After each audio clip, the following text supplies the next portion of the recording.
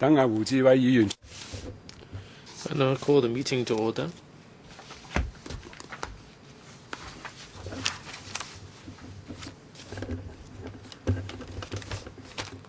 Item 1, confirmation of the minutes of the last meeting. Paper 69/1415 that has been made available to members. We have received no proposed amendments. Subject to members' agreement, I take the minutes as confirmed. Thank you. Item number 2, information papers issued since the last regular meeting on July the 18th, 2014.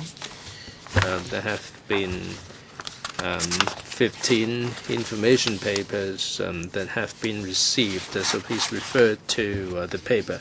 Mr. Tenkapil. Chairman, members did raise different issues over this summer. I understand that on the question of the Hong Kong-Zhuhai-Macau Bridge, there will be a paper to be submitted by the administration next month regarding the over budget and so on. I've issued a request that we conduct a site visit. There is a bit of emergency there. Item 3, items for discussion at the next meeting on December the 19th.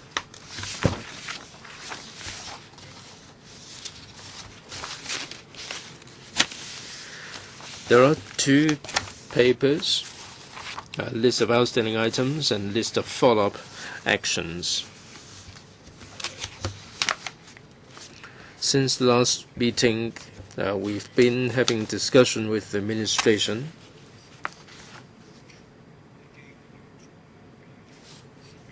And we try to provide a specific time frame for the items to be discussed. Although there are some small number of items that we haven't quite decided, there are some items that the administration proposed that they be deleted. Some are referred to other panels, and some will be deferred. I'll come to that later. Any comments on this time frame?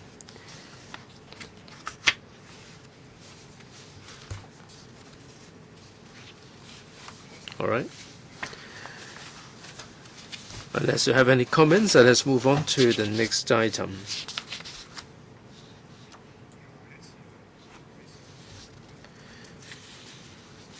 The next meeting is scheduled for the 19th of December 2014 at 10:45. There are 3 items proposed.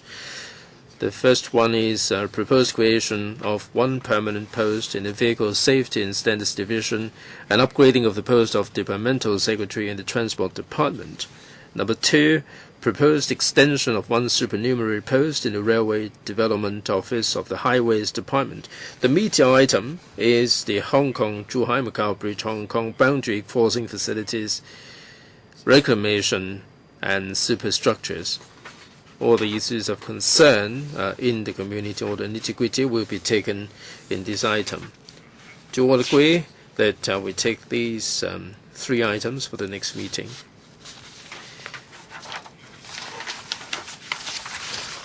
All right, and earlier on I said that the administration would like to clear up the list of outstanding items a little bit.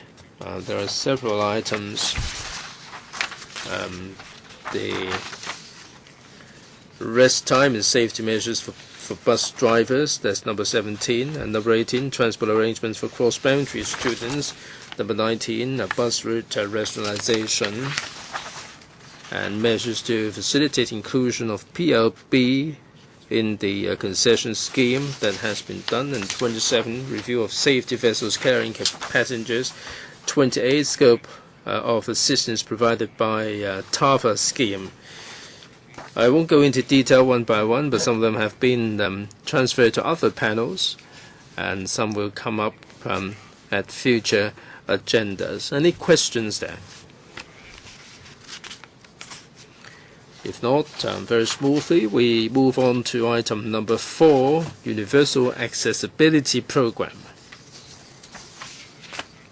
Please refer to paper CB1 to 38, 14 to 15, 03 and 04. We'd like to welcome the administration in, please.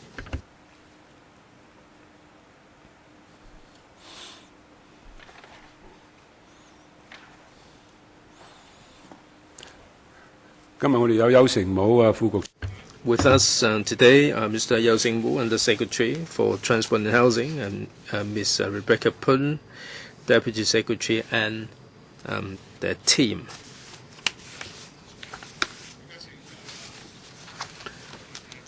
I'd like to invite the Under Secretary to take us through the paper. We are a little bit tight in our time. We have 20 minutes for this item. Please wrap up your introduction in 5 minutes. Thank you, Chairman. We are reporting to members the latest progress regarding the Universal Accessibility Program and also the funding proposal for 2015 to 16. This scheme has been going on for about 2 years. We are seeking to include the footbridges, the viaducts, and the underpasses managed by the Highways Department. We try to provide barrier-free access in order to provide better accessibility in the community to facilitate access. With the support and assistance of the 18 district councils, we have identified 54 priority sites, and we have completed the feasibility study and the investigation work.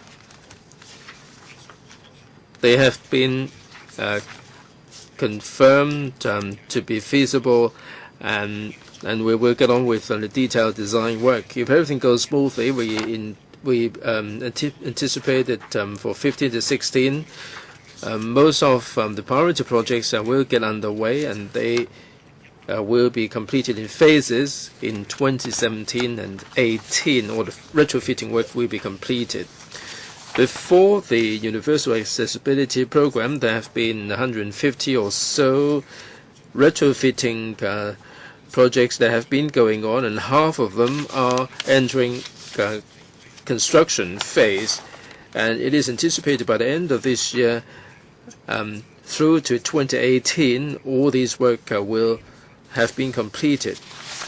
With the support of the Finance Committee in January last year, we have a designated funding 6101TX for this Universal Accessibility Program.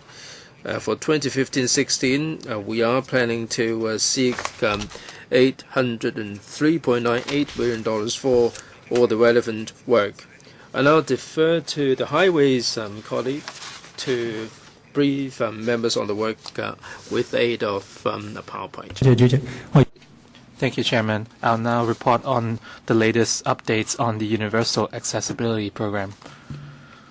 I will be very brief. I'll recap the background of the project and the latest construction progress and the status of our funding application.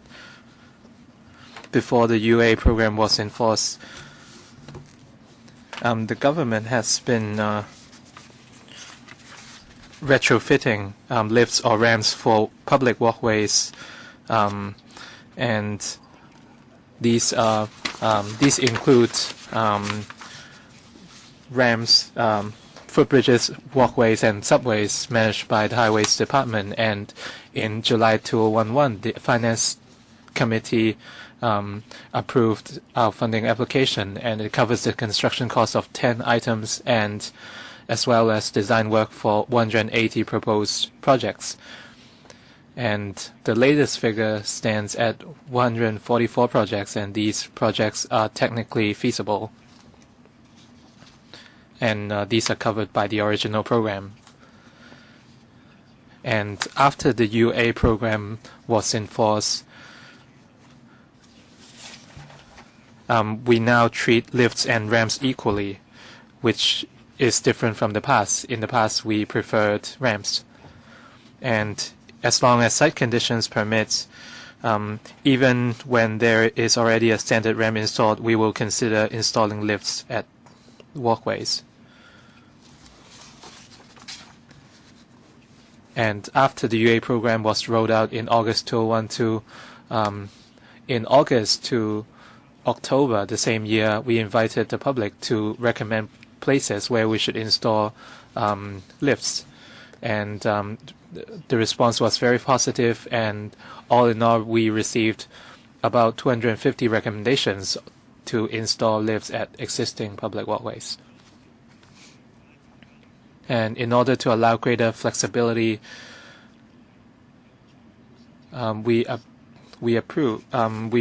applied to the Finance Committee for a new block allocation to make this a dedicated project. And in January 2013, the Finance Committee approved the application of Head 706 Highways block allocation subhead 6101TX, and under this subhead, the upper limit for the construction cost of each project is $75 million, and this sum can be used for construction costs in the original program, as well as technical feasibility study, investigation, design, and construction costs for the expanded program. Mr. Poon, please be reminded that you only have 5 minutes. And the progress of subhead 6101TX is going well, and 54 construction for 54 items has already started before the last financial year, and in 2014-15, 34 projects will commence. And under 6167TB, 7 projects has been finished out of the 10 projects, and in the expanded program, progress has been going well. The technical feasibility studies and investigation works are basically all finished, and for projects which are technically feasible and which are supported by district councils, design work will commence very soon. And 2 items under the priority program have already started, and in 2015-16, 45 more will commence, and for the remaining 10, they will be completed by 2016-17.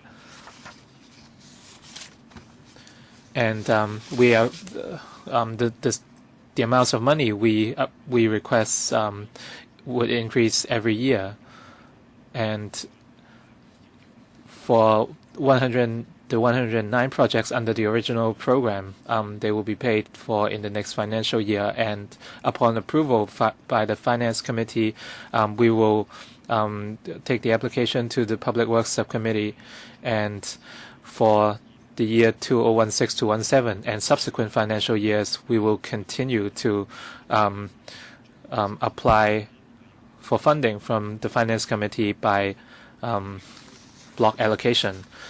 Time is very limited today, so let's move on to the Q&A session.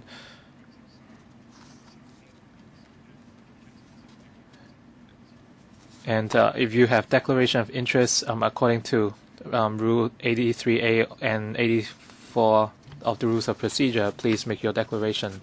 Anyone want to ask questions? We have 6 members who would like to ask questions. Since we have 2 more items on the agenda, let's have 1 round of questions. 3 minutes each. First, Mr. Wong Kok Heng. Thank you, Chairman. According to paragraph 9 in the paper, proposals outside the ambit of the new policy, we have received about 2,750 proposals, which involved about 380 locations, which are not yet which do not fall within the funding application. But these locations, I think, also need barrier-free access, but we don't have the resources yet.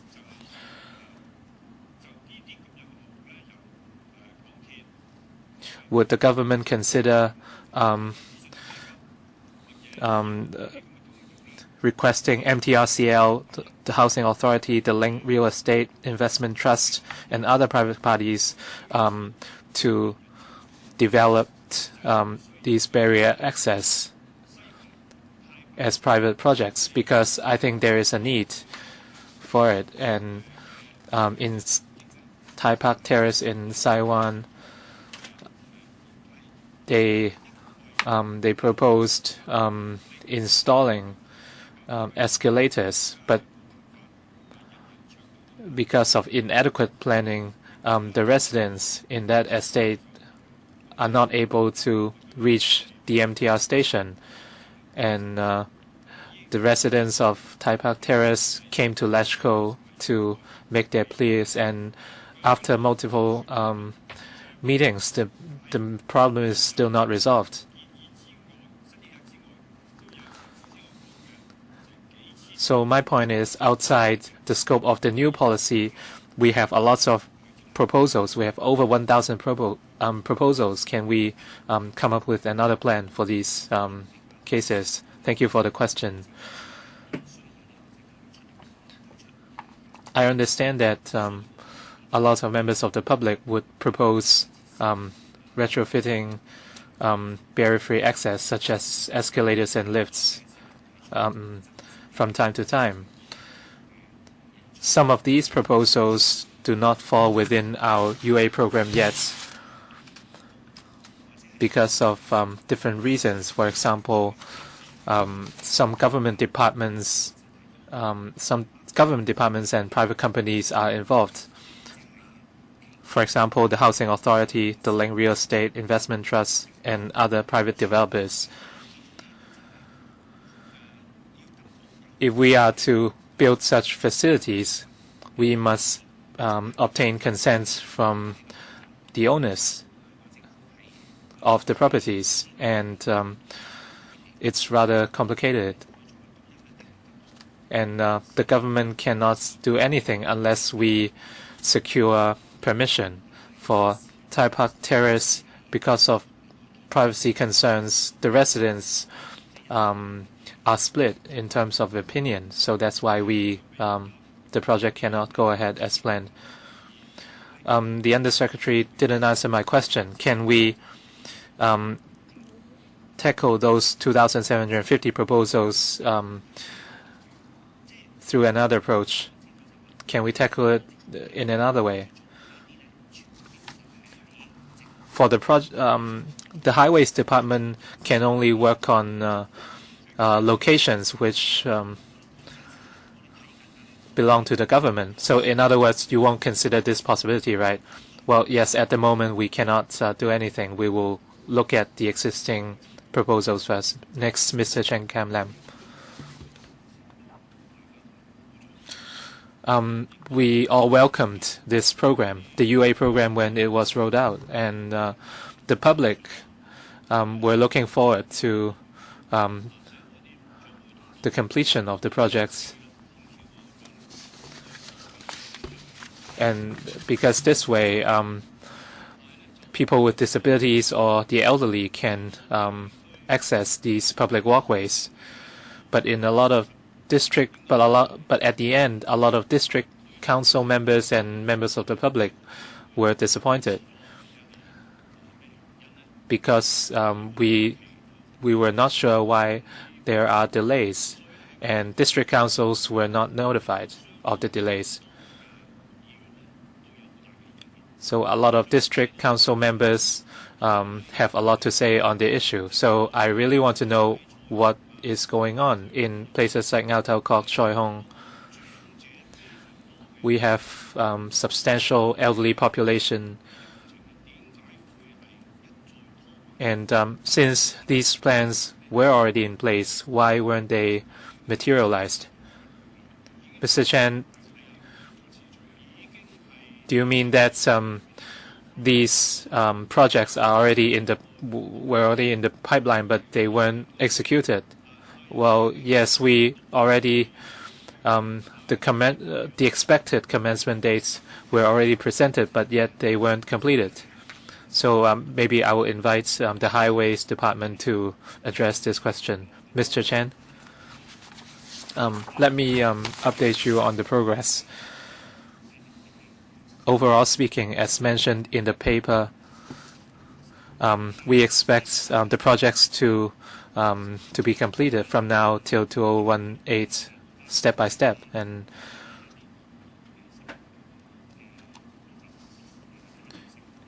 as you know, if we have to retrofit lifts in existing public walkways, a lot of these locations are located in urban areas, so we face a lot of restrictions. Our estimations were based on preliminary information. But upon site investigation and design work, we encountered a lot of new problems. For example, there are a lot of public facility, public utility infrastructure underneath. We had to relocate some of these facilities before we can carry on with our projects. So I really want to know were the delays caused by disruptions. I think the key is to enhance communication with the district councils. If the projects are hampered by underground facilities, it's okay as long as you report the progress to district councils regularly so that everyone knows what is going on. I believe that most district councils are very sensible, and we understand that not all the projects can go according to plan. But the key is to maintain good communications. So Mr. Chen is saying that you should maintain good communications with district councils. Yes, I agree. We will work together with the Highways Department and the district councils. For Ngau Tau Kok, in each regular district council meeting, well, we will visit, we will sit in DC meetings and report on the progress of the Ngau Tau Kok projects on a regular basis. So perhaps Mr. Chen can provide more information later. And the administration has been running this UA program for about 2 years, and the results have been rather satisfactory. And but we still have a problem, and it's the unclaimed pedestrian bridges. What do we do with them? And we have the administration have come up with an estimated budget, and some of these bridges are so-called unclaimed, and we are not sure which government department should be responsible. We know that we have to install lifts, but we don't know which government department to reach, and so nothing has been done as of yet. So my question is, does the administration know how many bridges there are in such situation, and what are you going to install barrier-free access in these bridges? Thank you very much, Chairman. I think other members have drawn our attention to some of these footbridges, and they have not been assigned a work number for these footbridges. When we started this program, we have the policy outlined very clearly. We are retrofitting the lifts or elevators for the footbridges managed by the Highways Department. But for some of them, they're not assigned a Highways Department serial number, and we have to ascertain the ownership of these footbridges, and that would take quite a bit of work. Undersecretary repeating what I said, my question is how soon are you going to come up with the data, and how are you going to proceed with resolving these problems? 30 seconds. We don't have specific serial numbers. How soon would they become available? Well, it will take time because we are. Well, when you get hold of all the footbridges, how are you going to deal with them? Now, if the footbridges fall outside the scope of the program, we will consider how whether we are going to deal with this in a different way. We are still looking into this. Mr. Tenkapu? Well, for these footbridges that fall through the cracks, there are so many of them in every district. We have the THB here. There are so many examples here. Towards the end of last year, Undersecretary, you've been to the North District, and the councillors would like to have the barrier-free access connecting the railway station with the North Hospital. And there is a housing estate involving the owners' corporations and the link REIT. Now, there is a clear need for this connectivity, and how will the THB or the government in general address this particular problem? Are you going to, doesn't matter what the ownership is, are you going to take the initiative to build, to retrofit the lift, or are you going to wait until all the ownership issues have been cleared before you would proceed? Undersecretary? Well, Mr. Tang referred to another example. These footbridges that don't have any highways serial number. Now, the footbridge involves the link REIT as the management party, and this has also cut into the TPS scheme, the tenant purchase scheme, and the owners include not just the housing authority but also the tenants who have purchased their own units, and this is a rather complicated issue. And like what we said a moment ago, we are considering how best that we can deal with them. We haven't formulated any policy as of now. We are aware of the issue, and there is a bit of a gap here. And under this universal accessibility program, they are not incorporated. We're still considering the issue. Now, in this particular case, the Northern Hospital would like to see an escalator, a lift provided for the benefit of the patients. If the link REIT or the owners' corporations don't have an objection, what worries do you have? As I said a moment ago, this project is under the remit of the Highways Department. It's a dedicated fund. Now, with regard to that particular project, it involves so many other parties, and we have to consider them.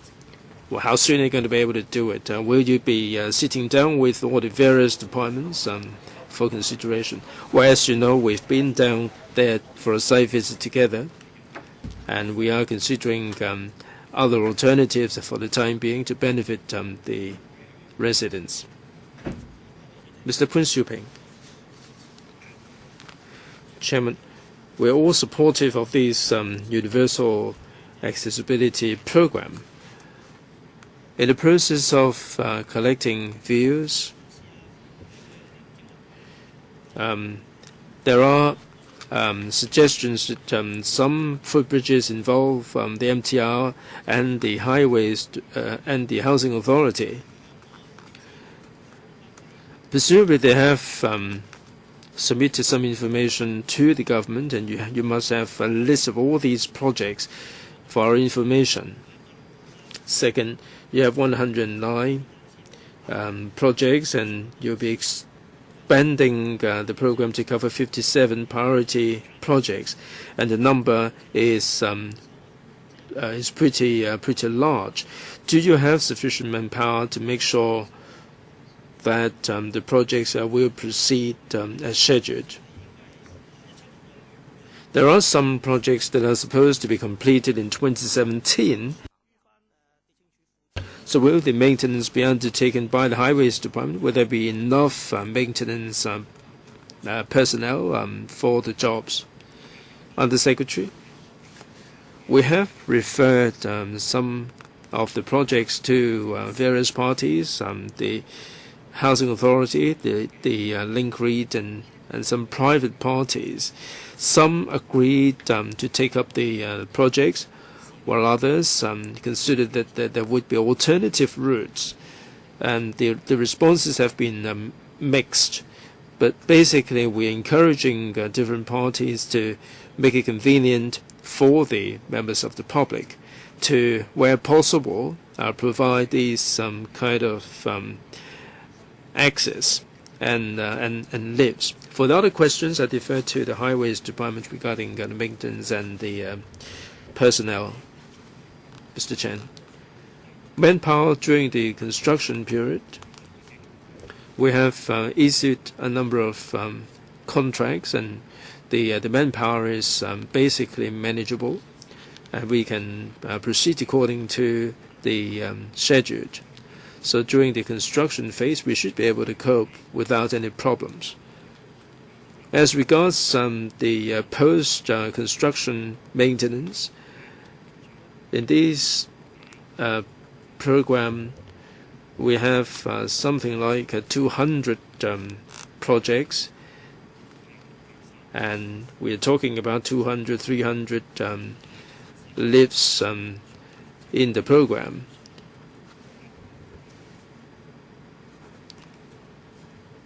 In the whole of Hong Kong, we have something like 80,000 lifts that in use, and they take up a small percentage, and I don't think the manpower for maintenance would present any particular problems.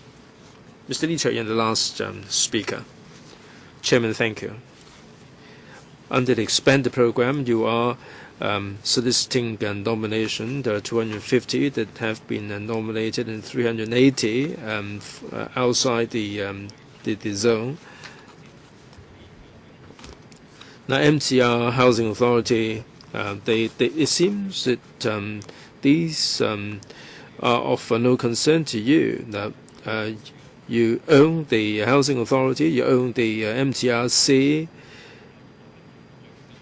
In particular, the Housing Authority, it is wholly owned by the government. Why is it that these two entities are no concern of you?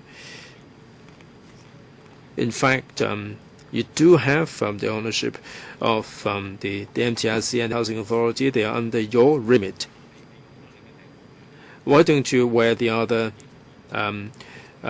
hat as shareholders of the Housing Authority and the MTRC?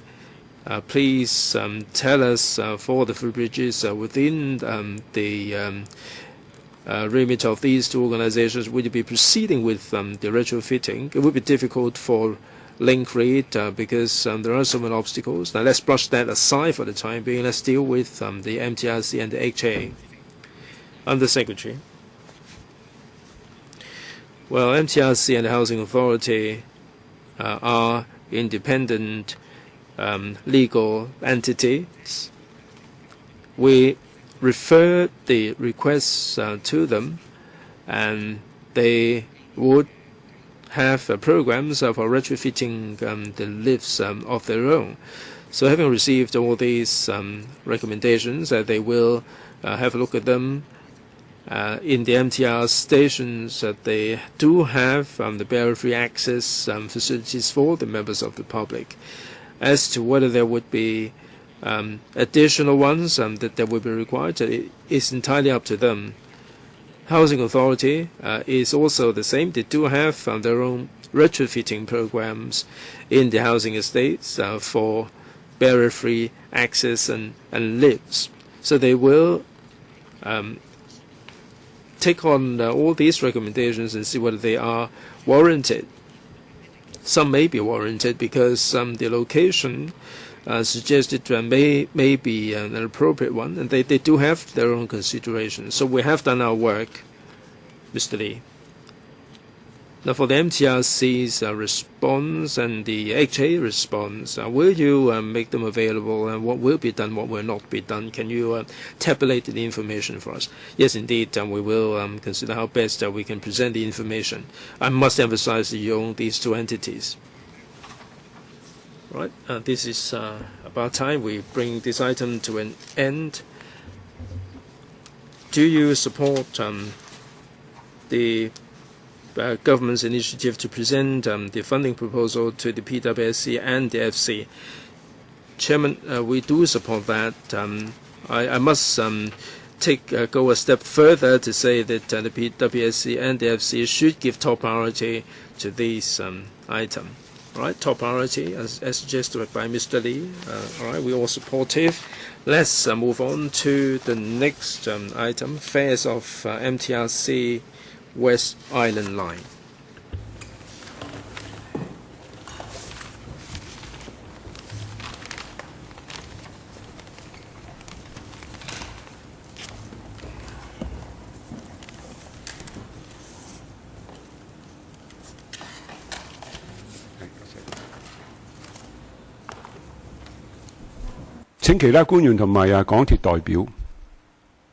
So we invite the government officials and MTRC representatives in, please.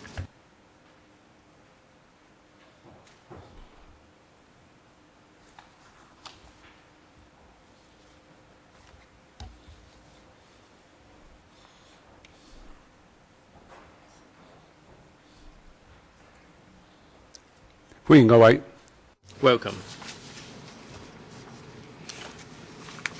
In the interest of time, we do have 3 items for today.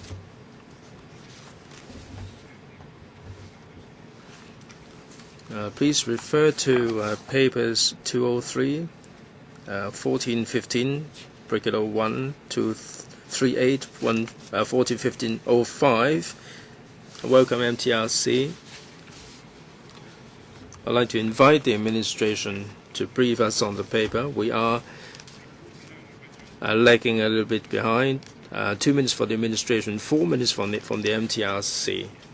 Very briefly, Chairman, the West Island Line is expected to be commissioned in December 2014. The government and the MTRC at yesterday's subcommittee on railways outlined the latest progress and arrangement for the members. Today's paper is in relation to the fares of the West Island Line, and this is extension of the Island Line. We will be adopting the same fare structure as the heavy rail. All the concessions will also be applicable to the West Island Line.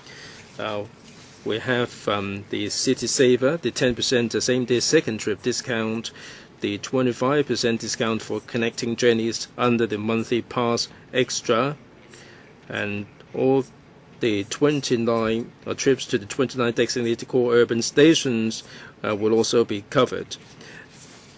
We are going to have the pre-opening special discount promotion for the Sai Ying Pun. I'll invite the MTRCL to give more on the fares.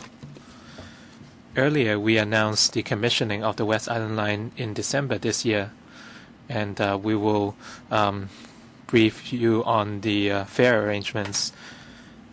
And the West Island Line is an extension of the existing Island Line, and we would adopt the same fare structure of the existing MTR heavy rail system. And we have 2 basic principles.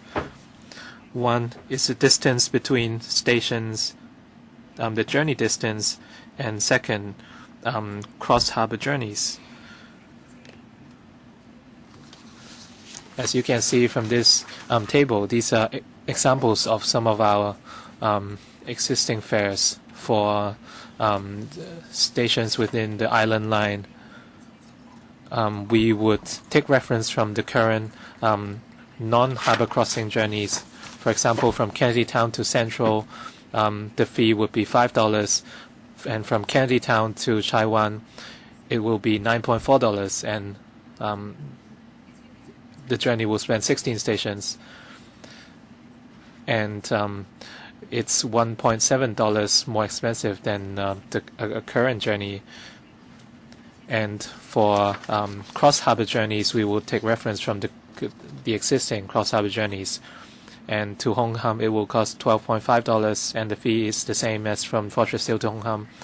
And for Tsuen Wan, the fare is $13.2, which is the same as the fare from Fortress Hill to Tsuen Wan. And in East Kowloon and Tseung Kwan O, and let's take Po Lam Station, for example, from HKU to Po Lam, it will be $13.2. And for HKU station, the fare is the same. And the fare is the same from Po Lam to Sheung Wan. And for Sai Ying Pun Station, the situation is the construction project is more complicated, and it cannot be commissioned as scheduled.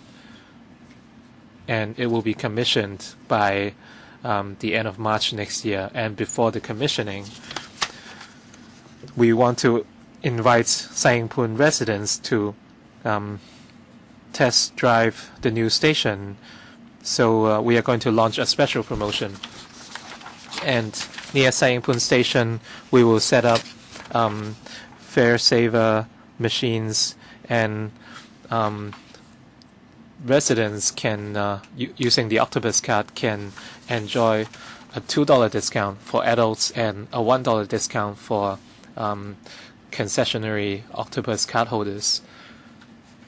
And this is also a gesture to thank the Sai Ying Pun residents for their long-standing support.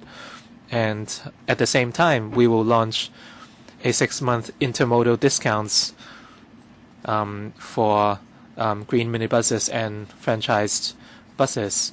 And for 6 green minibuses routes and 1 city bus routes, we will offer intermodal discounts of 50 cents each. And as the Undersecretary said, we will have other existing MTR concessions will still apply to the 3 new stations, so I'm not going to repeat myself. Thank you, Chairman. So let's move on to the question and answers. We have 6 members who would like to ask questions, so let's draw a line here. So 3 minutes, including question and answer. First, Mr. Tenkapiu. Thank you, Chairman.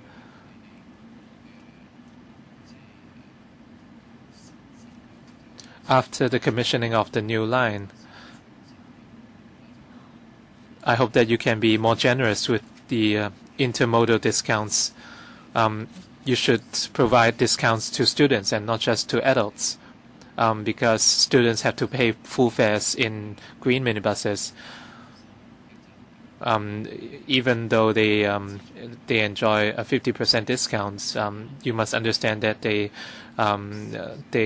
have no they don't have a lot of money, so please give them some concessions. And second is the overall transportation layout of Hong Kong Island. The Hong Kong tramways have not issued any profit warnings, but we all know that since the Occupy movement started,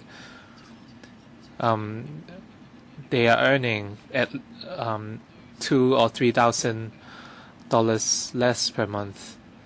And for West Island residents, of course, this is good news. But for Hong Kong tramways, the commissioning of the West Island line will further aggravate their situation. So, Undersecretary, did Hong Kong tramways tell you that they have financial difficulties, or have they applied for an increase in fares? So first, let me address the question on the student fares. Thanks for your comments. We will consider your opinion. What about for Hong Kong tramways? So perhaps my teammates can address this issue. Overall speaking, Hong Kong tramways, the operation of Hong Kong tramways is healthy. but we will consider whether we need to redeploy the overall transportation arrangements in Hong Kong Island. I think you should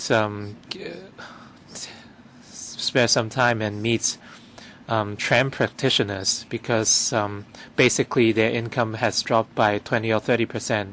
So it's very obvious, because the trams can no longer run these days. So I don't understand why you're saying that the tram business is still healthy. Well, I'm talking about their accounts. They're financially stable, but for specific incidents, I cannot make comments. Next, Mr. Chen Kam Lam.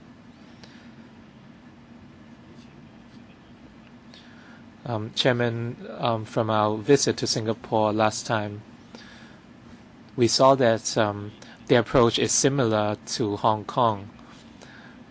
We both rely on the heavy rail system as our main mode of transport. And basically we agree with the fares for West Island Line. However, for the concessions, I hope that the administration can extend the concessions to the whole of Hong Kong. You should promote the intermodal discounts to the whole of Hong Kong in order to ease traffic congestion. Will the administration consider this suggestion? Will you extend the intermodal discounts, which only applies to West Island Line? Are you going to introduce intermodal discounts to the whole of Hong Kong? Undersecretary, please. In terms of our overall strategy, we would encourage public bodies to provide discounts, including intermodal discounts. That said, they have to consider their own position.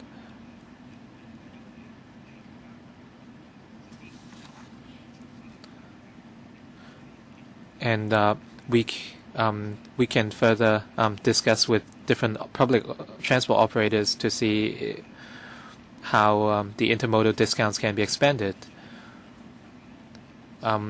We will convey your messages to these operators.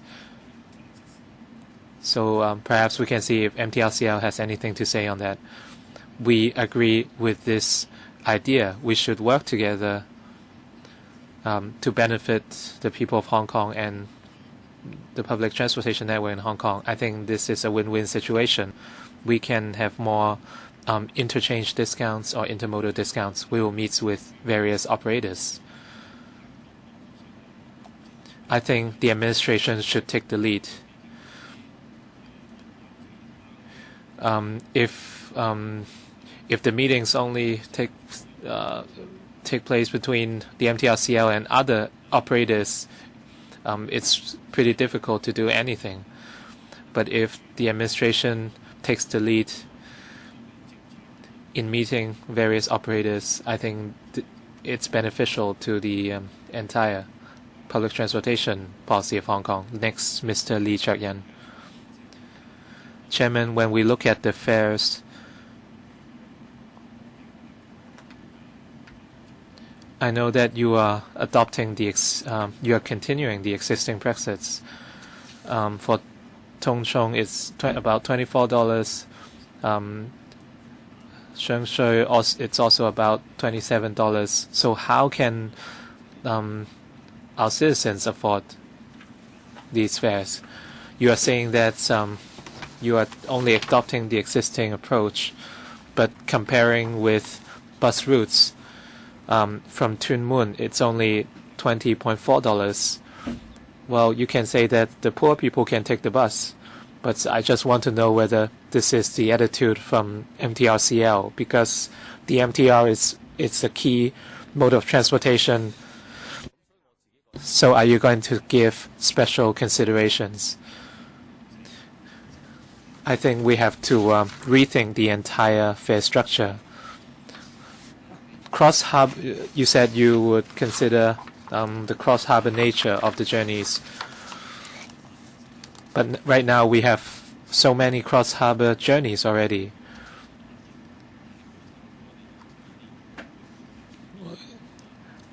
The current logic is that cross-harbor journeys are supposed to be more expensive, but are you going to review this thinking? Well, I think the MTRCL as well as the administration should address this issue because the administration is the key shareholder of MTRCL. Should you stop considering the cross-harbor nature of the journeys in order to lower the fares? And for people living in far-off areas in the new territories, it's very hard to them to work in urban areas because it's so far and so expensive. So you're not encouraging employment for these people. So are you going to review this issue? Undersecretary.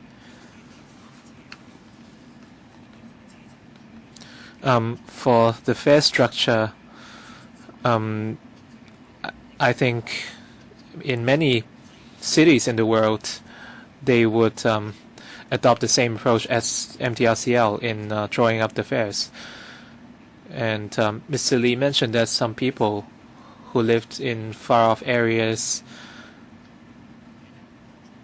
or those who have financial difficulties, the administration is already providing a lot of subsidies and concessions for working people, for students, etc.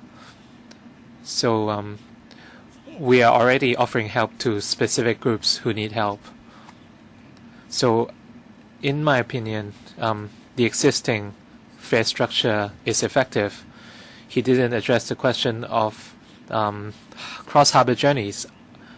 Are they going to stop charging more for cross-harbor journeys? So this way, the fares will be cheaper for Two Moon residents. So let's speed up a little bit. Mr. Lee said you are charging more than buses. So are you worried that you will lose out to buses to this market?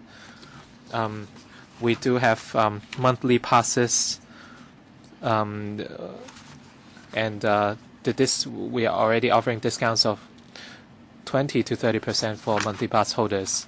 So I think their difficulties can be resolved. Mr. Wong Kok-heng.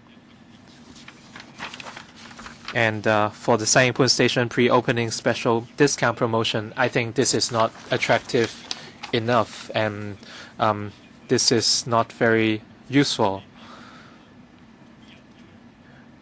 If the Sai Ying Pun Station is not yet opened, the passengers would have to beep their octopus cards at those machines by walking all the way to Sai Ying Pun.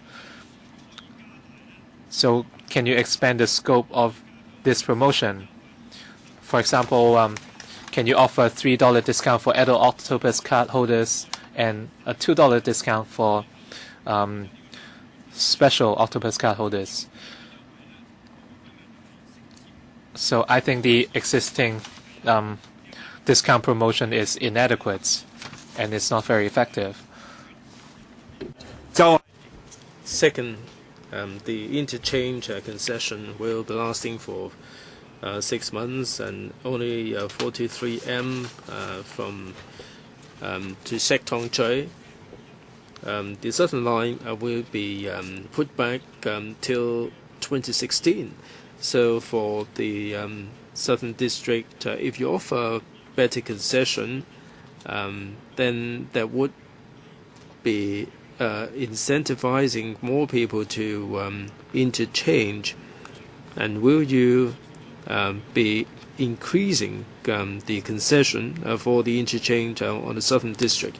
Madam Young, for the concession discount, $4.20 for Hong Kong for Island Line, and $2 would be about right in our opinion. Now, of course, we heard what you have to say. When deciding on the discount, we will take this into consideration.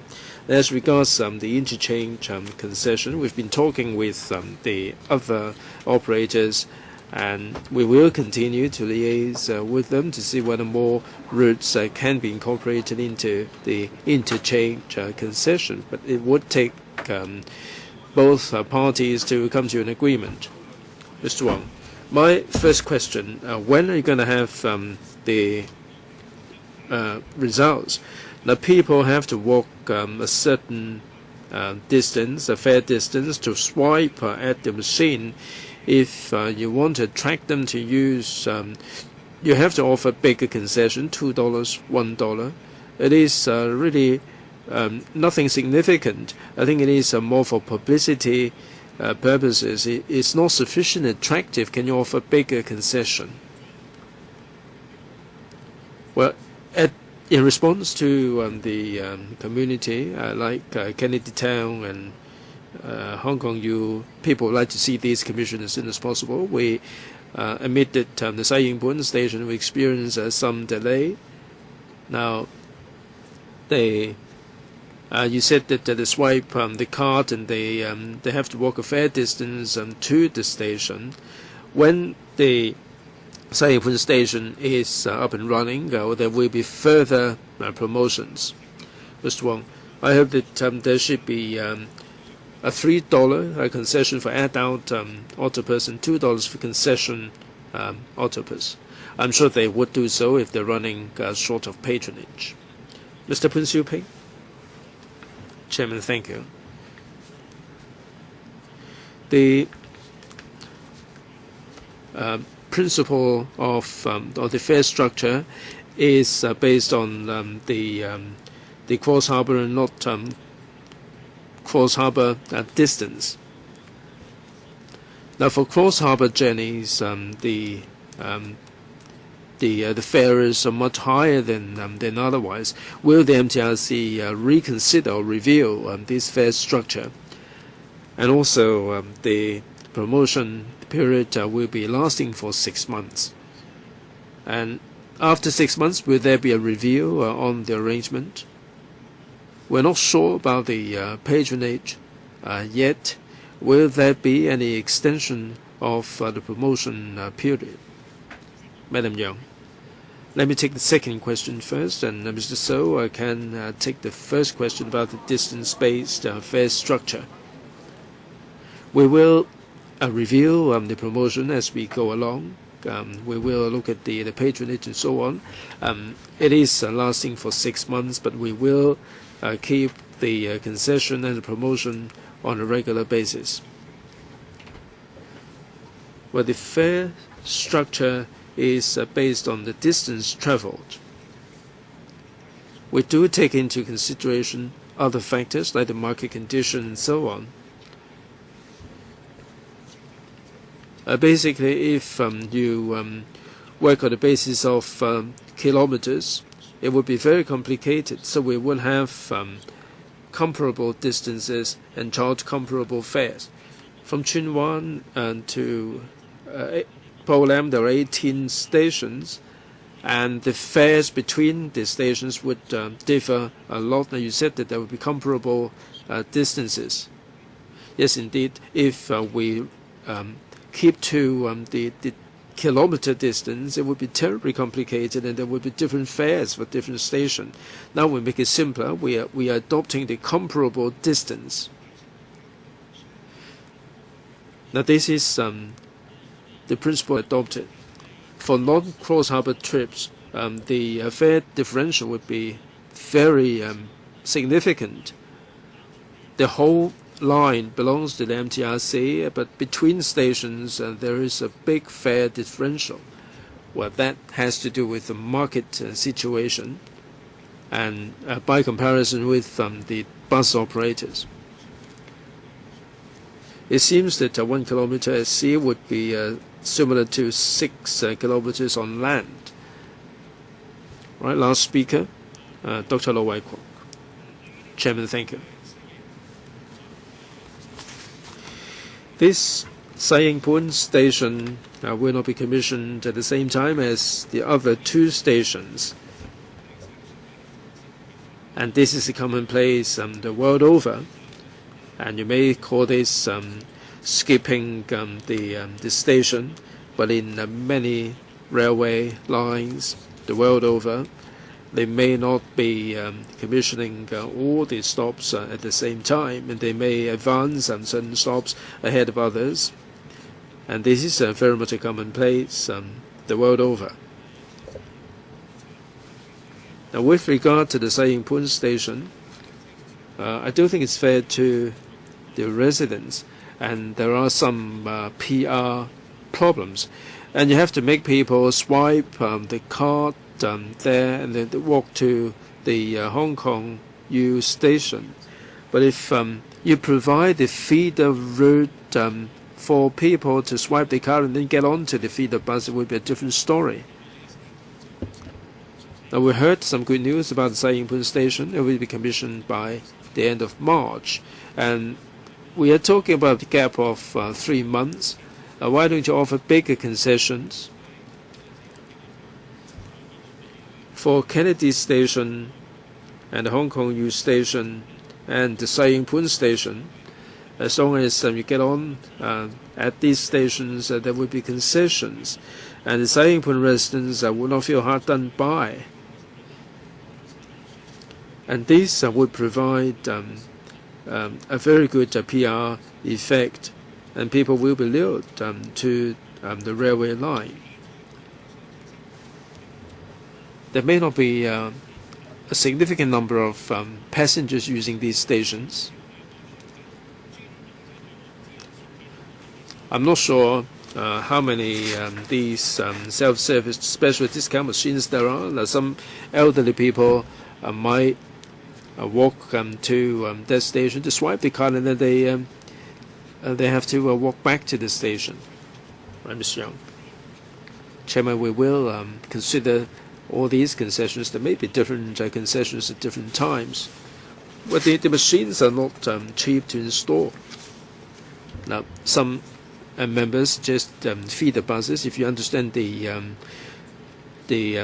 geography of Sayingpun, there are steep roads, and it would be easier to walk than to take the feeder buses. Now, I understand that they have to swipe the card and then walk to the station. Or why don't you obviate the need for them to swipe the card? I'm sure the MTRC heard that. All right, that's where we end this item. Let's move on to the next one. The public transport strategy study, work plan, and this is a very meaty item for today. Please refer to paper CB1 238 1414 06 07 and paper 210 bracket 01.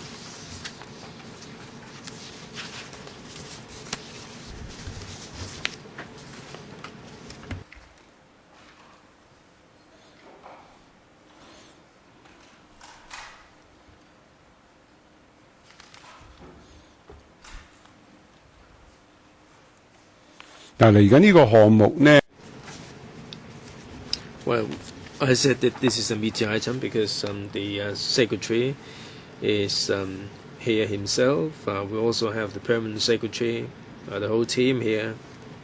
It's been such a long time that since we last conducted the comprehensive study, we've been waiting for this for an awful long time. Right, in the interest of time, I'd like to call upon the secretary to spend about 5 minutes on the introduction. Chairman, the RDS 2014 was announced this year, but as regards whether there isn't room for coordination with other modes of transport, this is the question raised by many members. The public transport system has been running well under the commercial principle. They maintain the quality and the and the services they provide a wide variety of choices to the commuting public.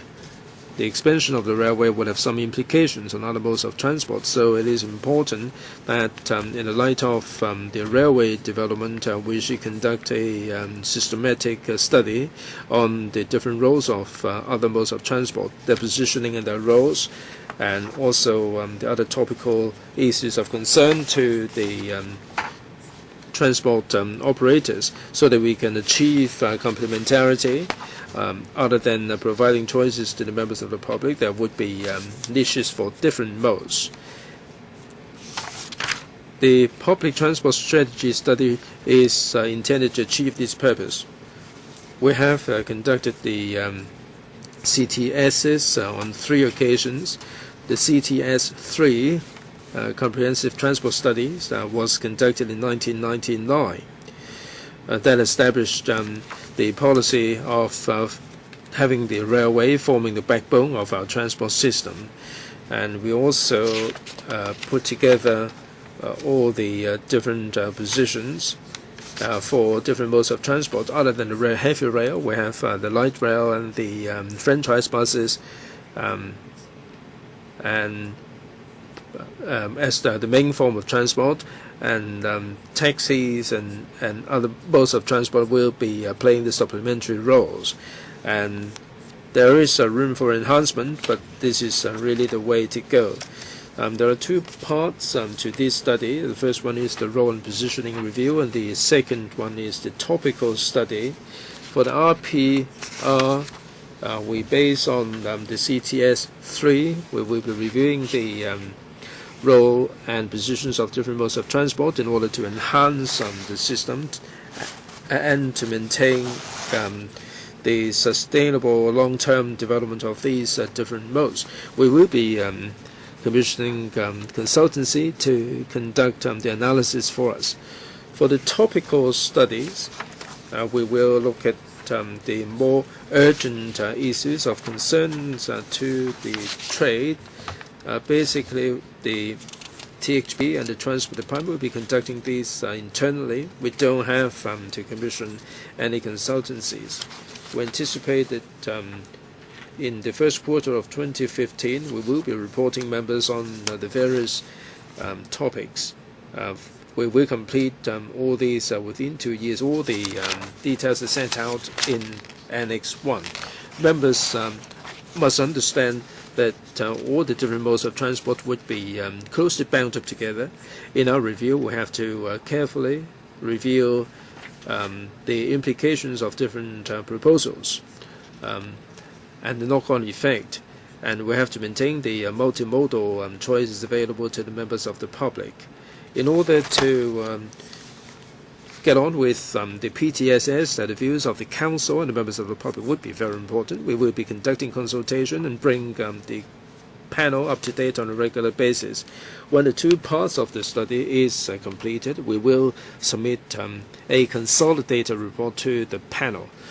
Chairman, the PTSS covers a broad range of subjects, and these are subjects of concerns to the members of the public, and they have everything to do with the livelihood of the practitioners in the trade.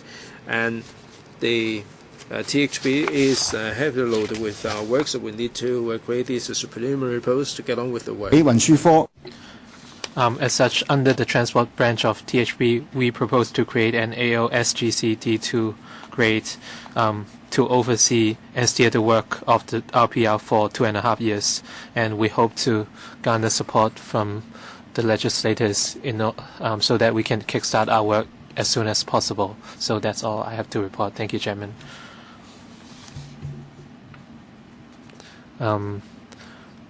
We have 6 members who'd like to ask questions. So for the first round of question, 5 minutes each, including question and answer. First, Mr. Tenkapiu.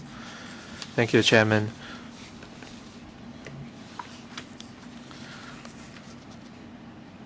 And a lot of members here today have mentioned in different LegCo meetings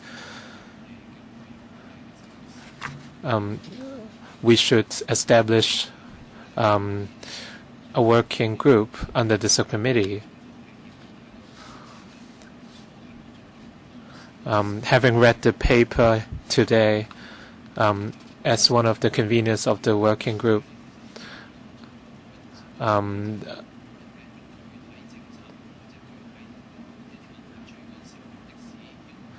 when we see specific issues, for example, when the taxi trade wants to increase its fare, they are facing a lot of difficulties and challenges. I hope that the administration can do something apart from the RPR and topical study. We should invite the transportation trade to LegCo to tell us about their situation and future development. We should have we should have a public session. For example, the review of transport trades. We can have one session for taxis, one for franchise buses, one for non-franchise buses, including school buses. We can have different open sessions, and as such we can carry out our intended objectives of the working group. And on the other hand, we can also provide another platform for the trades to comment on your final report eventually. So would the administration agree with my suggestion? So that's my first question. Second, and as we all know, the MTR is monopolizing, and the transportation trades are also facing increasing costs. So it's very challenging for them. If the administration is saying that we should diversify different modes of transportation in Hong Kong, so this view is rather ironic.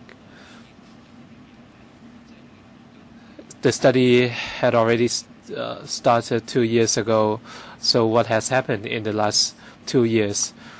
Recently, the Occupy Central movement has given a hard hit to the transportation trades. For the open hearing sessions, I think we can talk more after the meeting. We will come up with 4 different time slots. Secretary, please. As you mentioned, as you and Mr. Tang mentioned, the public transport strategy study is a key project of the THB. Hong Kong has very efficient public transportation system, and we have to make sure that we continue to do our best. And as I mentioned in my opening speech, after years of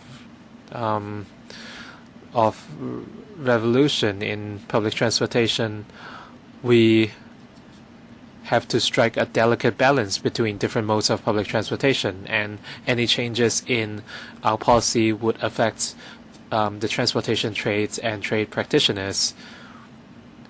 All along, the administration's approach is to make the heavy rail system our backbone, but it doesn't mean that they can monopolize the market.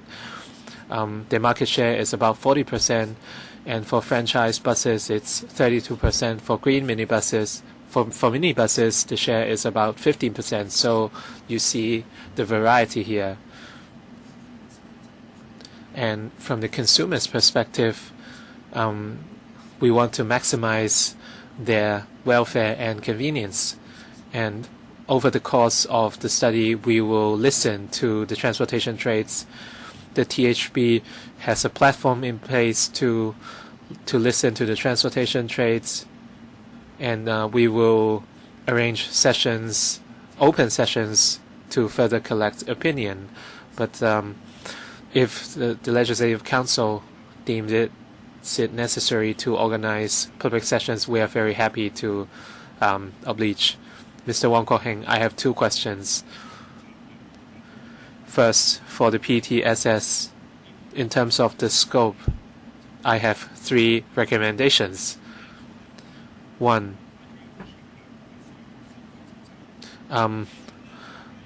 the fee charging for tunnels, and in 2018 the government will reprice the East Tunnel, and later other tunnels will be repriced subsequently. And on the fare policy of tunnels, these fares should also be incorporated into the strategy study. And second, the government should consider the positioning and role of ferries, because this has something to do with the development of artificial islands and population in outlying islands. If we don't study the positioning and roles of ferries as soon as possible, it could hamper the population planning at outlying islands and the development of artificial islands. 3,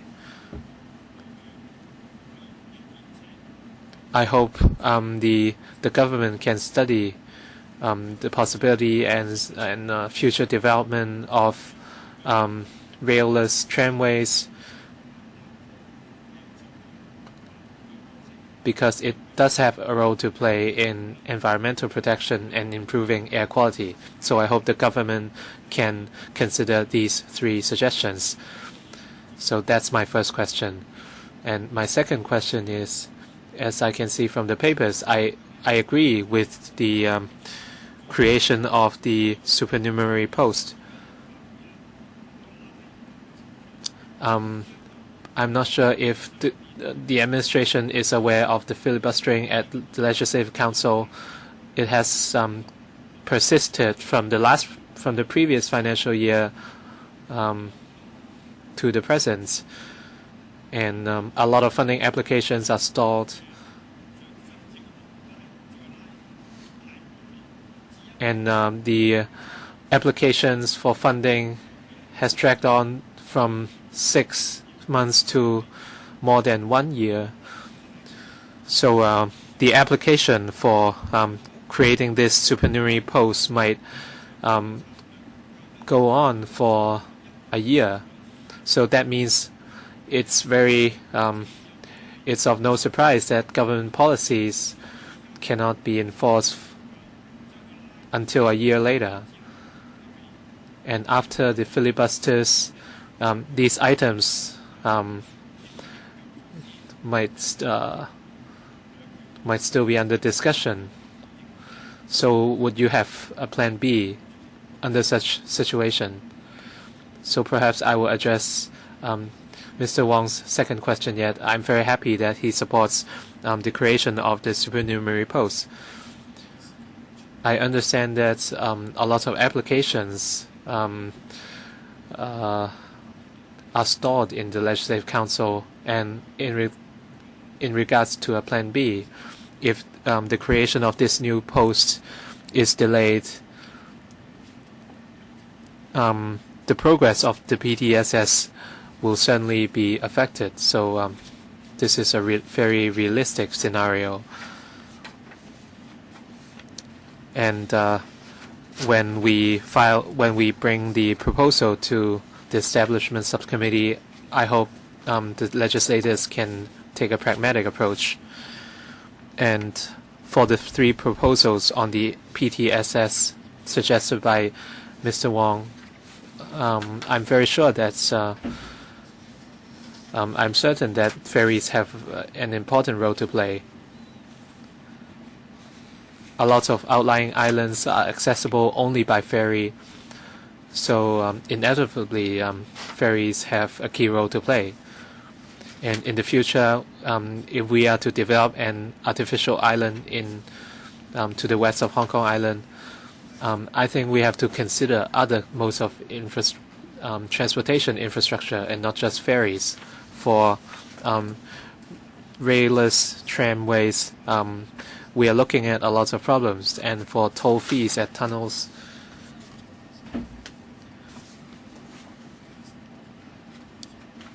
and we will consider traffic diversion at different cross-harbor tunnels. We will conduct a review.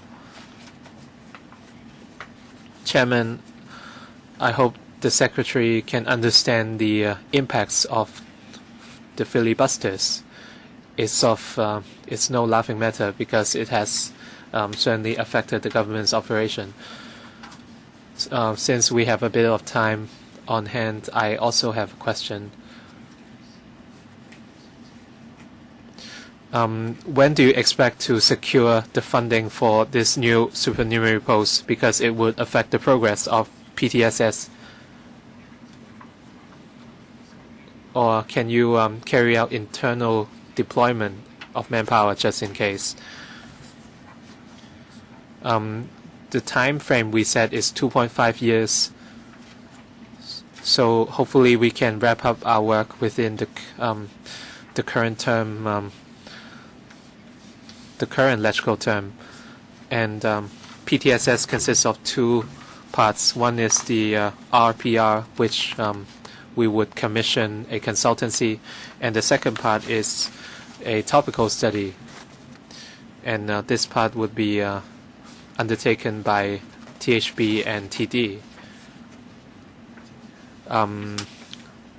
The role review is a massive exercise, and we do need to mobilize a lot of resources.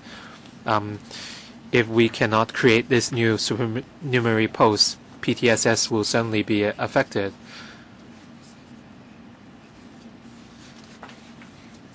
We will do our best to create this post. And under this 2.5-year time frame, when do you expect to secure funding from FC? Hopefully we can secure the funding by the first quarter or the first half of next year. If we can secure the funding sooner, then we can better plan our work. Next, Mr. Frankie Yik. Thank you, Chairman. In 2012, I became a legislator in 2012, and I proposed CTS4 at that time, and the administration's response was they were considering it, but last year they decided that they won't carry out CTS anymore. I certainly welcome the PTSS, but I think it's inadequate. I filed a motion debate which will be discussed in December. The reason of saying that is that for CTS 1, 2, 3, they are based on the situation of Hong Kong, and they didn't take cross-border traffic into account. And we hope that the study can help soothe overall traffic conditions in Hong Kong. Apart from public transportation, you have to look at traffic caused by cross-boundary traffic. And you have to consider both the flow of goods and people. You have to consider bikes. What are you going to do in new towns? And the policy for parking for both heavy vehicles and franchise buses, we see a lot of problems. I understand the government is already doing preliminary works on heavy vehicles, but you still lack an overall policy.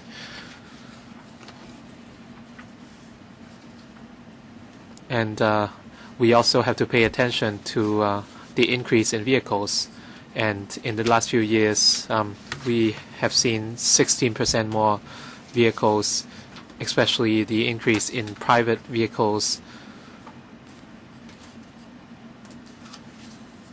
And right now, our roads are getting more and more congested. And as Mr. Wong Kok Heng said, how can we consolidate the 3 cross-harbor tunnels in order to ease traffic? These are issues we must review in a holistic manner. We cannot just look at the positioning of public transportation. I'd like to make some preliminary response to your paper. Minibus for the MTR operated feeder buses, should they be surrendered? Lantau Island, the transport within the airport is leaving a lot to be desired. I'm going to have a meeting with them this week. I understand that public light buses are prohibited from highways, but why is it that they're not allowed to operate inside the airport? If the bus operators can provide frequent services, then all well and good. But the fact is they can't. So why don't you allow the public light buses? Taxis, they've urged the government to relax the restriction for them. Secretary, from the previous fare adjustment to now, they have seen fewer passengers from 25 to 21 trips per day. School buses, they will be talking to the THB as well as the EDB. The problem lies with the fact that they start off with 30 students at the beginning, and the number would be dwindling as they go along. And the other issue is the parking for the nanny vans. Before Link Reed was up and running, the HA's car parks are high to the nanny vans, but the Link Reed is now saying that they have to apply for change of land use for the nanny vans to park in these lorry parks. And the nanny vans are running out of space to park. I can go on and on at infinitum. I'm happy to work with you and try and study the issues.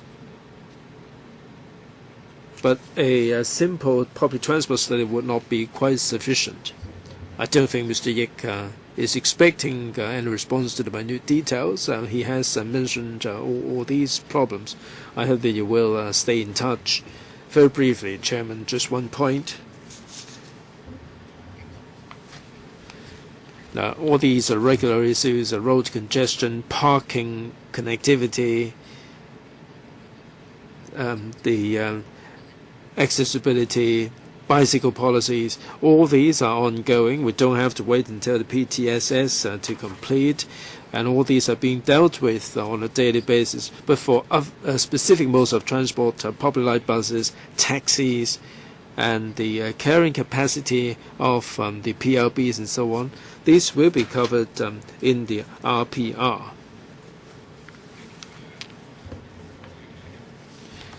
I think that Mr. Yik's problems, he highlighted all these problems. Some of them can be dealt with on a regular basis. For the others, we cannot deal with them until we have the study completed. Is that right? Yes, indeed. However, we have highlighted some of the specific subjects for attention. Now, for certain issues, they may not be on our list. And like, for instance, we have invited the TAC to conduct a study on road congestion. A report is expected next month. Depending on the findings of the report, we will consult the transport panel on specific recommendations. Mr. Chen Kamlam, Chairman, the transport services in Hong Kong, of the 84 countries surveyed, we are ranking pretty top. But indeed, there are many problems arising from public transport. Mr. Frankie Yik has highlighted all these difficulties that we're encountering. I think for us to conduct, it is imperative for us to conduct this public transport strategy study, and this study would take an awful long time. We anticipate that it would take anything up to 3 years for completion. Given that all the existing problems cannot wait until after the report is available. I hope that the Bureau and the Department would proactively address all these existing problems. And from the policy point of view, I think we have to look at public transport as an element of future development. How we can drive the development with public transport instead of the other way around, because many a time what we see is like Zhang Guanhou, when Zhang Guanhou started taking in population, the bus services and all the rest of the public transport services are so lacking. They leave so much to be desired, and people were seething with anger. And it would take about half or a quarter of a million people moving in before you would consider providing the MTR. And so the idea of development should be revamped. In NENT, Northeast NT, the development is stuck with electrical now, and we cannot get on with it for the time being. But I think that if we can conduct some studies on the transport arrangement, the mass carrier and all the public transport arrangements and so on, that would be more complete, and that would be a more comprehensive development plan. And the residents moving in, whether we are talking about the middle class or those on the lower rung living in public housing estates, they will not be deterred, because very often when we develop the new areas, there will be considerable difficulties. And the studies that are conducted are so disjointed and so fragmented. We're not adopting a holistic view. Like all the different modes of transport, they will be looking at the issues from their narrow perspective. But from the policy point of view, I think that all the different modes of transport should be well coordinated, so that the members of the public would be provided with comprehensive or well-coordinated transport service. I visited Singapore recently, and I was told that they admire the Hong Kong, public transport system in Hong Kong, and they come and visit us. But in Singapore, there is so much we can learn from them. There is a new development. The railway system is in place prior to the development being completed. And they have the coordination of with other modes of transport, and other modes of transport will be playing the shuttle role. But in Hong Kong, we have very fierce competition among the different modes. Are you expecting a reply? Because we don't have much time left. Now, when we conduct the PTSS, we have to consider the different modes of transport as well as the road infrastructure, because otherwise nothing will be complete, and we cannot really do a good enough job with regard to the future planning. Very, very briefly, Chairman, it is precisely because of the fact that we have to avoid the fragmentation of the study, of the planning, that we have to conduct this public transport strategy study. We know full well that we have different modes of transport for multimodal choices of the members of the public. We appreciate that for these kind of studies, it would take some time. This PTSS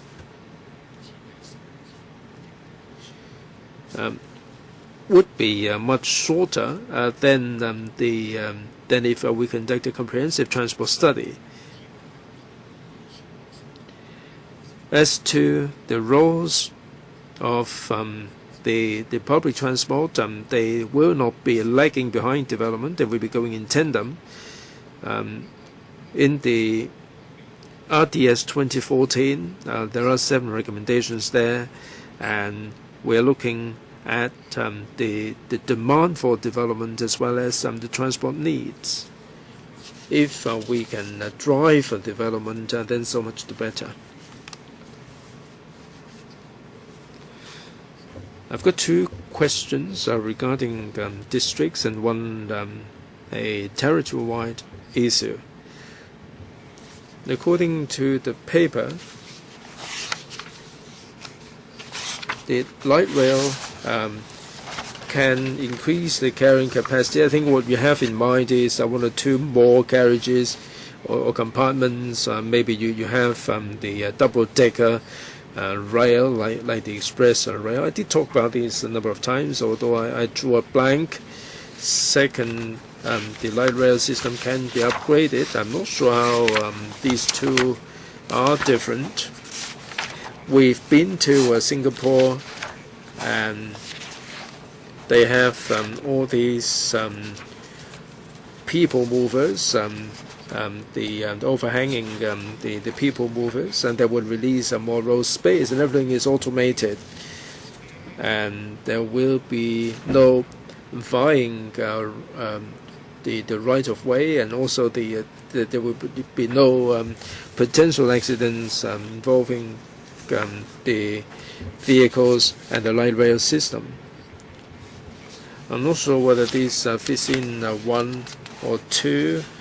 Now, you never mentioned any overhaul of the entire system. Second, the West Rail is really at capacity. When the Sha-Tin Central Line is commissioned, there will be another 10% increase. The Tuen Mun Line, Tong Shui Kiu, will be commissioned. So I think this is very much a knotty problem. In this RDS, it doesn't mention the extension of the West Rail. So I think you ought to respond to this. Are you going to consider the 5th Fourth Harbour Tunnel linking up with the Lantau and Hong Kong West? My last question is rather complicated. Compared with the rest of the world, we feel that Hong Kong is doing pretty well, but I think that in Hong Kong we're doing worse, because we are shoving all the passengers to the railway, and the road space management is really getting worse. Secretary, I think you're trying to maintain a balance in the transport landscape. Is it a supply side management, or is it a demand side management? In Hong Kong, we have so much or so many mass carriers on the road, mainly buses and PLBs. Over the years, what is the average speed? Is it increasing or is it decreasing? In Korea, Singapore, every 5 years they have the road-based mass carriers study. The average speed is increasing.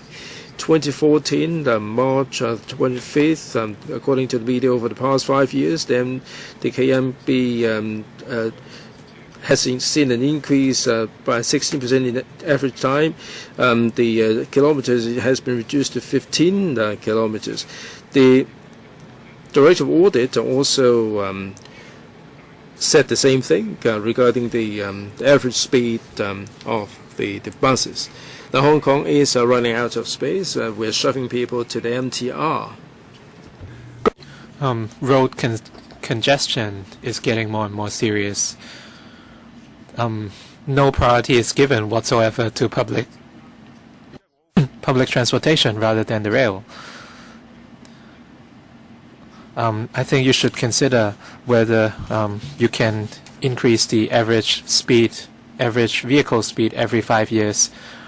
If you can increase the car's vehicle speed, bus fares can go down, and the congestion can be eased. You mentioned minibuses and franchise bus routes. In some countries, speed tickets can be issued by surveillance cameras rather than by hand. So why can't we do something similar in Hong Kong? This is necessary. So I'd like to hear your views on this. So let me be brief. With regards to the future of the light rail system, we will conduct a thorough review under RPR. And for the 4 points on page 5 of the paper, we have to rely on our consultant to study the details. But the things you mentioned might also be under consideration. With regards to the capacity of the West Rail Line, we do have plans, or the MTRCL has plans to increase the number of trains, and we are closely monitoring the traffic conditions in northwestern New Territories, and this is one of our main areas of concern, and we will assess the situation. For the growth of traffic in certain regions, like for certain districts such as northwestern New Territories, we will not just rely on PTSS. We are already working on improving measures, and we'll come back later to report on our progress. And on the alleged domination of the railway system, as I always said, even though the rail system is our backbone, it doesn't mean that they dominate everything. And the overall share of the rail system is only about 45 to 50%. So we do need to rely on other modes of transport on the roads, like buses. And we strive to maximize the efficiency of franchise buses, and this is one of our key study areas under PTSS.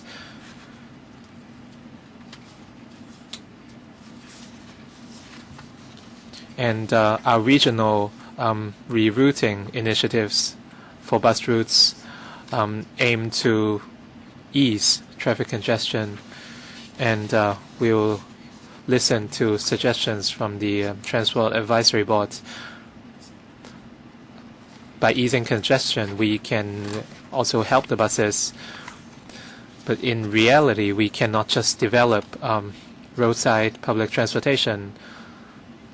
We should also review the overall number of vehicles. So we'll come back to this subcommittee later on. Mr. Poon Siu-ping. And the paper said the transport branch of THB is already very busy, and they cannot deploy anyone else to take care of the RPL. Basically, I agree with the creation of this new post. I understand that THB is already very busy in other areas of work. And I see that this post is supported by non-directorate posts, and the financial implications are also listed. So my question is,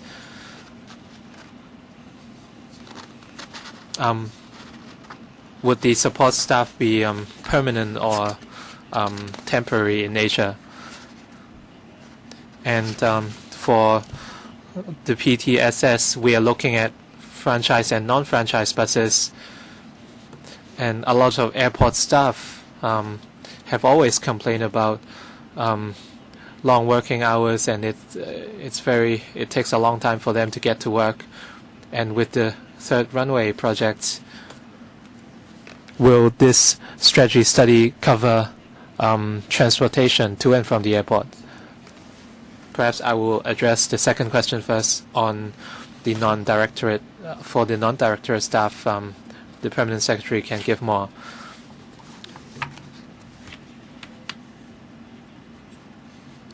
A lot of airport staff are very concerned with the issue of transportation. Recently, we invited the airport authority to take the lead to link up with other airport service providers to provide convenience to the staff. The development of transportation in the entire Lantau Island depends on the overall planning of the island. And we will possibly have transportation infrastructure for Lantau Island. And when the third runway is in place, we will have more passengers and the demand will naturally rise. And this is something we will certainly look into. But this is a bit different from the PTSS because the PTSS tackles public transportation and the connection and roles of different operators. And for regular traffic demand or future traffic demand, we will conduct other reviews and studies.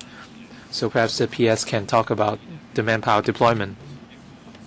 Our recommendation is to propose the creation of a new post under the transport branch of THB for 2.5 years. And we will have 3 non-directorate staff, 2 under THB and 1 under TD. And we propose a total of 6 new staff. And the proposed time period is 2.5 years to support the work of PTSS. With the existing work at THB be affected, we will do our best. Hopefully we can wrap up the work within 2.5 years. 2 more members would like to ask questions for the second round. So our meeting will be extended to 1 p.m. Next, Mr. Lee Chak-yan. We agree with a comprehensive review of the public transportation system. The Labour Party always think that group transportation is the preferred way.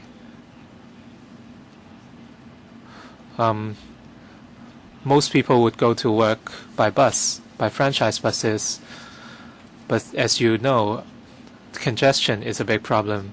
Will you introduce more franchise buses in Hong Kong, or for private vehicles, some owners might be concerned that franchise buses would affect them. But on the other hand, can we consider reducing the number of private vehicles in Hong Kong? They are very polluting and they are not as efficient as mass transport. So we should encourage more people to take public transportation. And second, on the issue of light rail, you said there are 4 areas of study.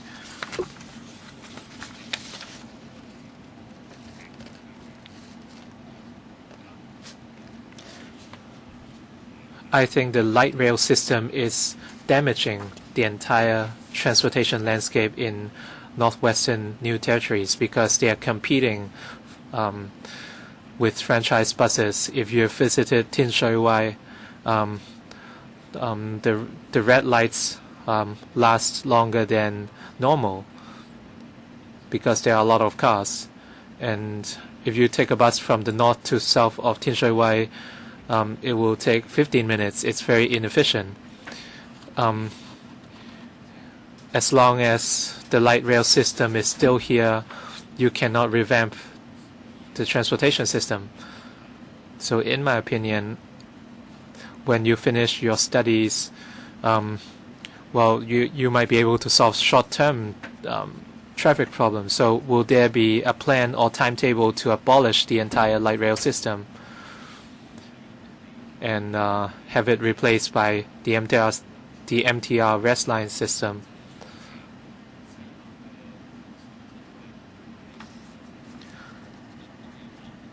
This way, you can provide more efficient public transportation for Tin Shui Wai and To Mun.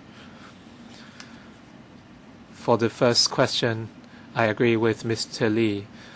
We should maximize the efficiency, maximize the use of public transportation, and the rail system is one effective means of achieving it. But we won't just rely on the rail.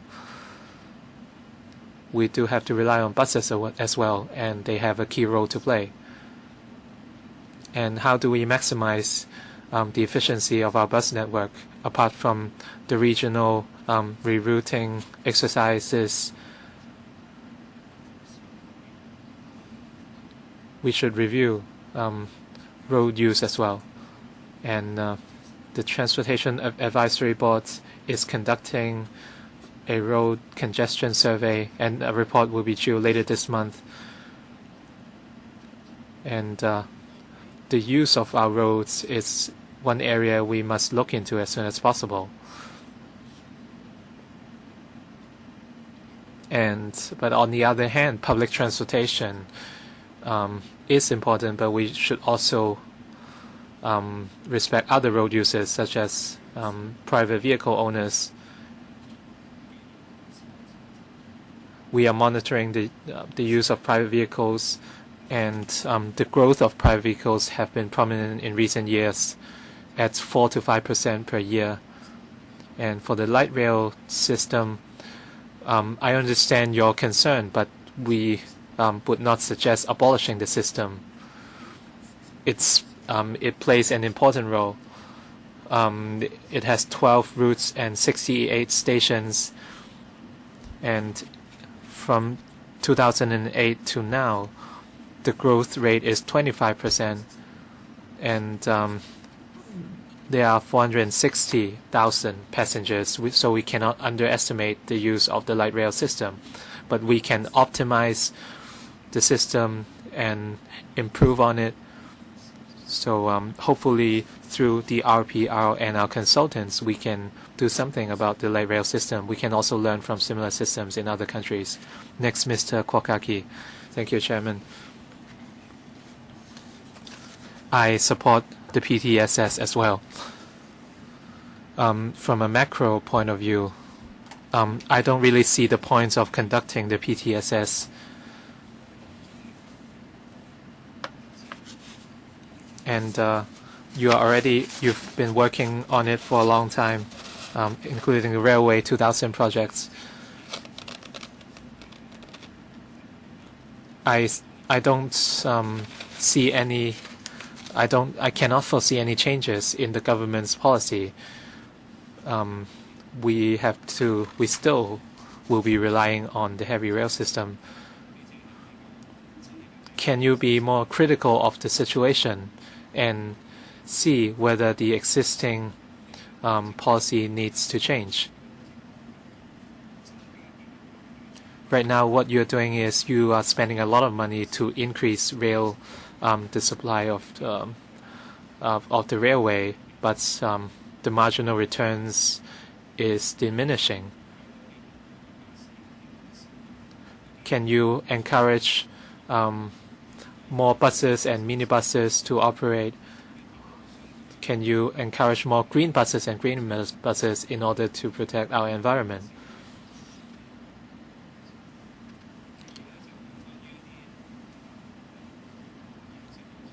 I agree with Mr. Lee Chuk-yan that the light rail system is a problem. I noticed that in East Kowloon, we have a lot of controversy, and the government is spending a lot of money, but the returns are not very substantial. Well, the railway on a high viaduct will not be cost effective. Sydney has a bit experience to speak of. in East Kowloon, it is only 8. The stations, the distance between the stations is only 800 meters. We can use the electric bus or environmentally friendly buses that can be used. In many cities, they're trying to promote the green concept, like the cycling and the walking trail. In Central, we have the hillside escalator, which is really a success story. All these will have implications on the emission arising from the transport system. Are you going to ignore these elements, or are you going to incorporate these? Secretary, as I said in answer to members' questions, in the PTSS, we are looking at the role and positioning of the different modes of transport with the view to enhancing the roles of different modes of transport. It doesn't mean, however, to say that we will incorporate all the problems with regard to public transport. We will get on with what we are already doing, like the encouragement of or the connectivity for the members of the public and the cycling and so on. Now, Dr. Kwok referred to the rail system in the East Kowloon. The Development Bureau is responsible for that. I'm sure that they will be attaching importance to members' views. I understand that the Development Bureau is responsible for that. I may be a layman, but it should be spearheaded by the THB, because this is public transport. Secretary, this system is facilitating the East Kowloon. Well, you have to ask the Development Bureau why they won't let go of the project. Well, it has to do with the division of work within the government. Talking about the development of railway and buses, both are mass carriers, but realistically the railways would be more efficient, but the investment would be higher. So we're not simply looking at the conventional economic return. Now, if a place is served by the railway, we can achieve a reduction in the traveling time. But if you look at the overall development, like employment and mobility between districts, then we cannot apply this conventional economic principle. And we have to move on with times as to whether we can promote different modes of buses, like the trolley bus and so on. Now, there are no double-decker buses that reliable that can be used. We have 10 minutes left. There are two members who will be speaking for the second time. Mr. Wichiwai, 2 minutes, please. 3 minutes then. I still need a bit of time for myself. Right, make it quick. Chairman.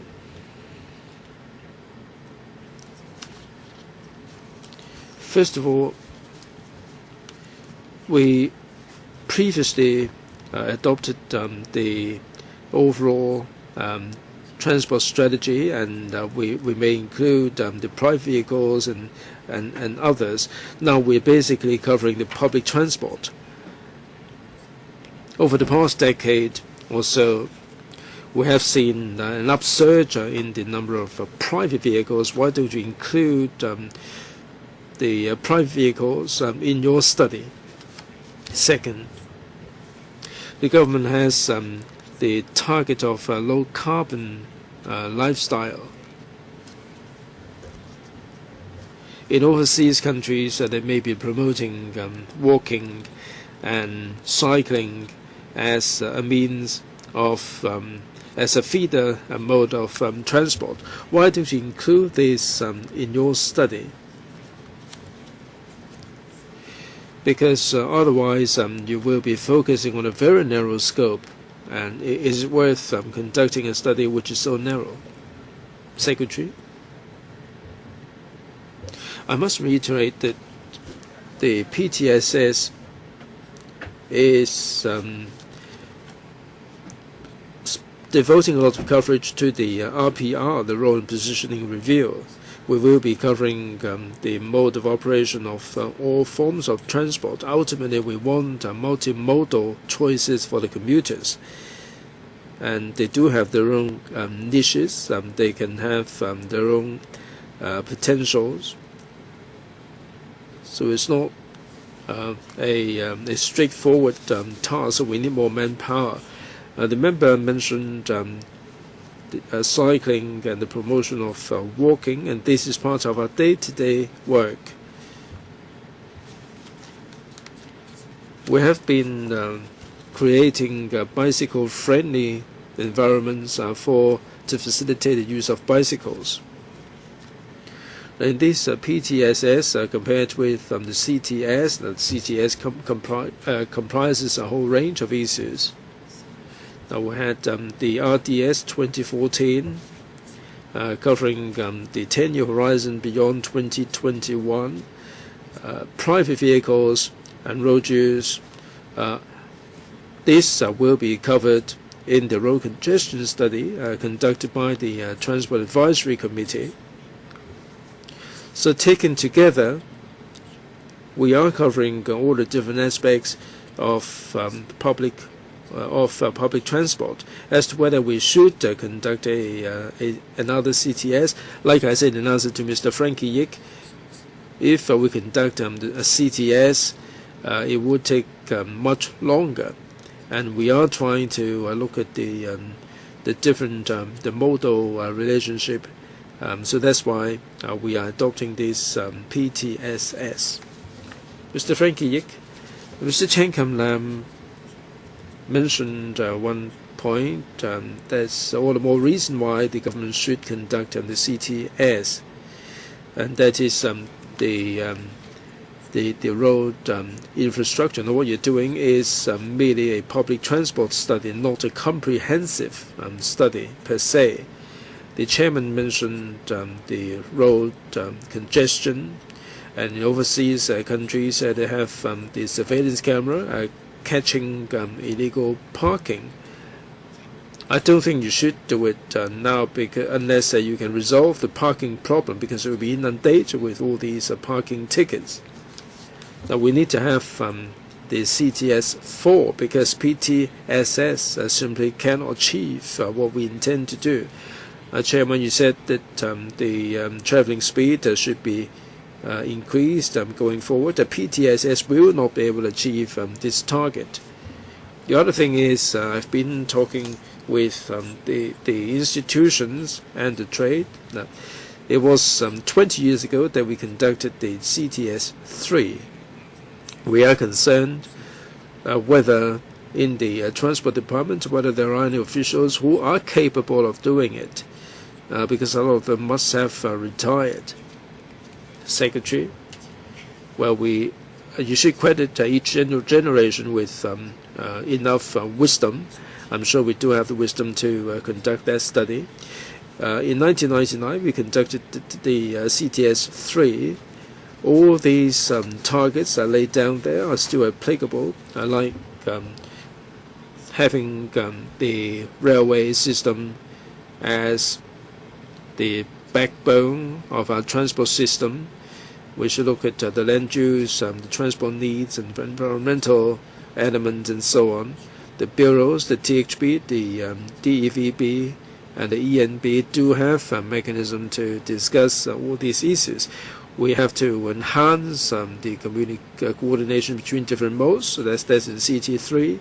We have to provide all the infrastructure. We have to manage the traffic with latest technology and minimize the impact of traffic on the environment. Now, all these targets and broad principles laid down in CTS 3 will still apply, so there is no need for us to revisit or reinvent the wheel.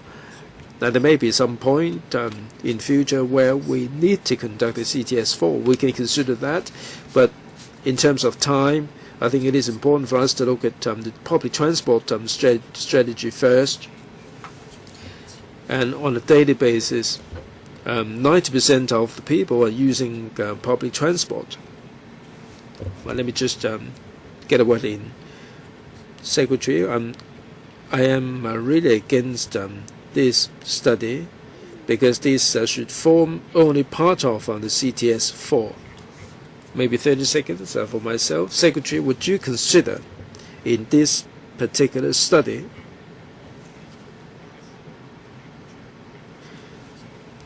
recover the reduction in traveling speed of the buses of 16%? Well, it's difficult for me to talk about this in abstract terms. Well, we lost 16% of the traveling speed. People are spending more time on the road by 16%. Will you recover that? Well, in the PTSS, we'll try to enhance the traveling speed on the road, in particular for buses, but it will be difficult for me to quantify that at this point in time. Certainly we would like to move the traffic more smoothly. But as chairman, I must say that without any target, any study would be meaningless. Let me put this to members. With regard to this post creation, they will be presenting this to the ESC. All support. All right. Public hearing. Next year, January, April and May, there will be 4 public hearings on buses, taxis, non-franchise buses and public light buses. So please take note of the public hearings in January, February, April and May. Last time, Mr. Wong Kwok-heng and Mr. Teng Ka-biu proposed a subcommittee be formed. Today, we understand that the government has made positive response by conducting the PTSS. I don't think there is any need for us to set up a subcommittee. We can have all the issues dealt with here at the panel. Any comments?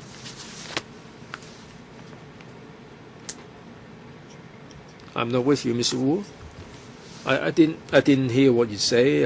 Dealt with here, what do you mean?